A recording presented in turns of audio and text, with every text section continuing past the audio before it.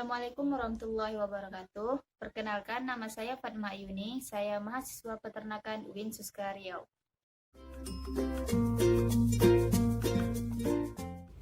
Baiklah, di sini saya akan menjelaskan mengenai manajemen pembibitan sapi potong. Yang pertama adalah bentuk usaha peternakan sapi potong. Ada beberapa jenis usaha peternakan sapi potong. Yang pertama adalah usaha pembibitan atau breeding, yakni usaha pemeliharaan sapi potong dengan tujuan untuk menghasilkan bibit ternak yang akan digunakan untuk produksi daging dan bibit ternak yang akan dijadikan ternak bibit. Yang kedua ada usaha pembesaran. Usaha pembesaran yaitu usaha pemeliharaan sapi potong dengan tujuan pembesaran anak sapi atau pedet sehingga dapat dijadikan sebagai ternak bibit baik jantan maupun betina produktif. Yang ketiga adalah usaha penggemukan. Usaha penggemukan sendiri ialah suatu usaha pemeliharaan sapi potong dengan tujuan utama adalah untuk menghasilkan ternak sapi potong, yaitu ternak yang akan mensuplai kebutuhan daging masyarakat. Keberhasilan program pembibitan sapi potong ditentukan oleh dua aspek. Yang pertama adalah aspek produksi yang meliputi pertambahan bobot badan pra dan pasca sapi, bobot badan yang dicapai pada umur 1 tahun, konsumsi pakan yang baik, nilai konferensi pakan yang rendah, persentase daging yang tinggi, persentase karkas yang tinggi, serta kualitas daging yang dihasilkan. Yang kedua adalah aspek reproduksi yang meliputi jarak beranak atau calving interval berkisar antara 12-14 bulan. Yang kedua, persentase panen anak setelah sapi yang tinggi. Yang tiga, mortalitas pedet yang rendah.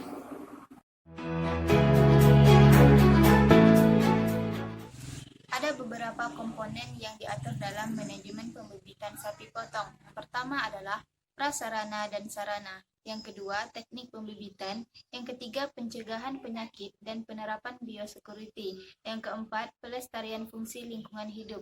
Dan yang terakhir adalah sumber daya manusia.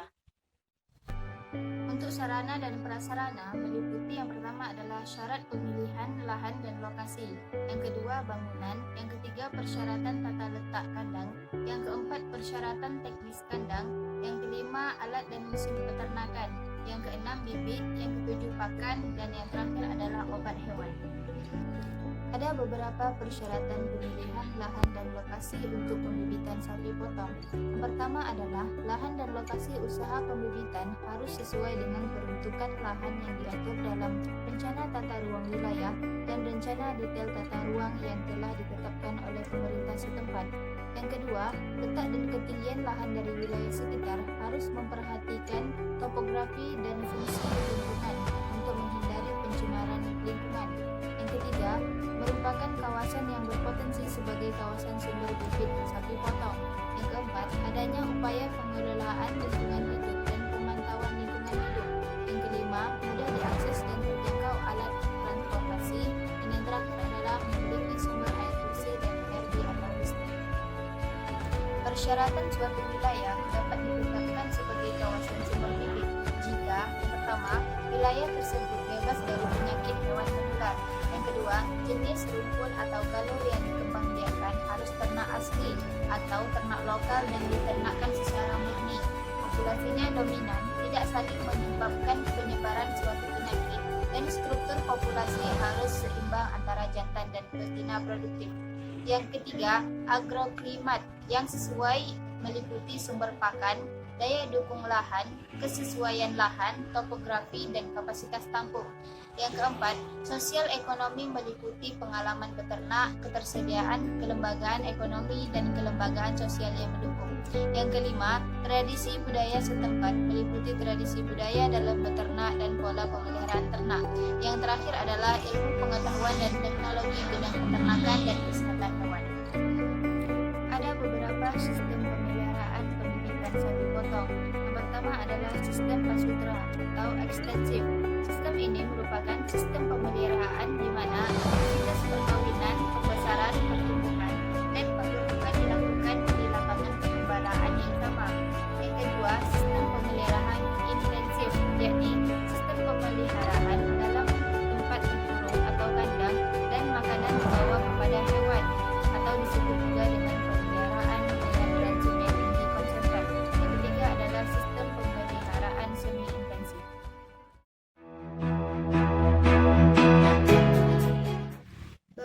kandang untuk sistem pasutera ada beberapa macam. Yang pertama adalah paddock, yakni bagian dari suatu padang pengembalaan yang luas yang biasanya dibatasi oleh pagar. Tujuan dibatasi oleh pagar adalah agar pemanfaatan padang pengembalaan dapat diatur sedemikian rupa sehingga memungkinkan rumput untuk tumbuh kembali. Yang kedua adalah cattle yard, yakni suatu tempat penanganan sapi dilakukan di tempat itu seperti pengobatan, pemasangan AirTag, dehorning, penyemprotan, dan sebagainya. Yard biasanya terletak di pinggiran padang pengembalaan.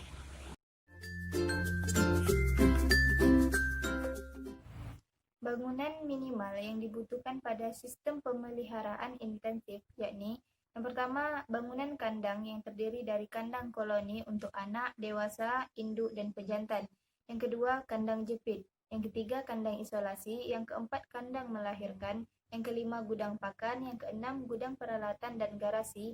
Dan yang terakhir ialah unit penampungan dan pengolahan limbah.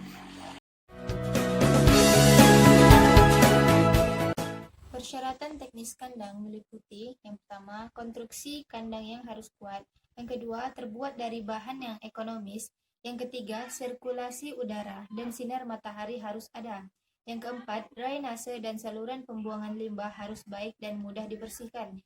Yang kelima, kemiringan lantai tidak boleh lebih dari 5 derajat. Tidak licin, tidak kasar, mudah kering dan tahan injakan.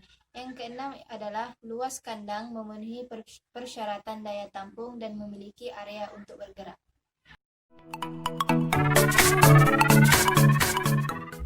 Ada dua tipe kandang untuk pembibitan. Yang pertama adalah tipe kandang individu, biasanya digunakan untuk sistem perkawinan IB. Yang kedua adalah tipe kandang koloni, yakni model kandang dalam suatu ruangan kandang yang di dalamnya ditempatkan beberapa ekor ternak secara bebas tanpa diikat, berfungsi sebagai tempat perkawinan dan pembesaran anak sampai di sapi, atau digunakan sebagai kandang pembesaran maupun penggemukan. Sistem perkawinan alami diantaranya yang pertama adalah sistem perkawinan tipe koloni beratap seluruhnya dan tipe koloni beratap sebahagian.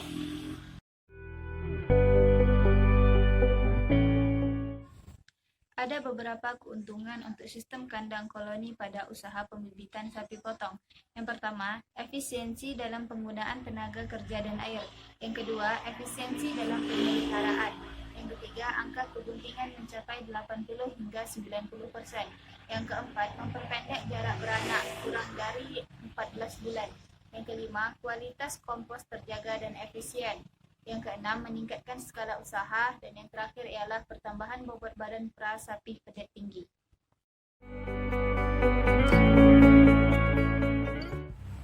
Sedangkan kelemahan dari kandang koloni ialah tubuh ternak akan cepat kotor.